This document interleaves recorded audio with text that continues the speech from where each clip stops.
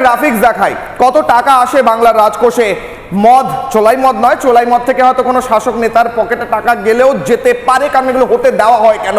প্রশ্ন থাকছে, আমি প্রশ্ন করছি, আমি স্টেটমেন্ট দিচ্ছি না, প্রশ্ন তো করতেই পারি। অতটুকু অধিকার গণতন্ত্র তো এখনো বাংলায় রয়েছে নাকি, নাকি ওটাও গেছে?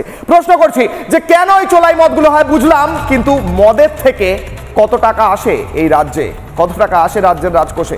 দেখবো একবার গ্রাফিক্স। মদে ভরছে রাজকোষ, কেন এত তোল্লাই দেওয়া হচ্ছে মদের দোকানকে? 2021 থেকে 2022 অর্থবর্ষ রাজ্যে মদ বিক্রি 18,000 কোটি টাকার, কর আদায় হয়েছে অ্যাডিশনালি 11,000 কোটি টাকা। 2022 থেকে 23 অর্থবর্ষ রাজ্যে মদ বিক্রি 21,000 কোটি টাকার, কর আদায় হয়েছে 15,000 কোটি টাকা। 2023 থেকে 24 অর্থবর্ষ রাজ্যে মদ বিক্রি 23,000 কোটি টাকা, কর আদায় হয়েছে 17,000 কোটি টাকা।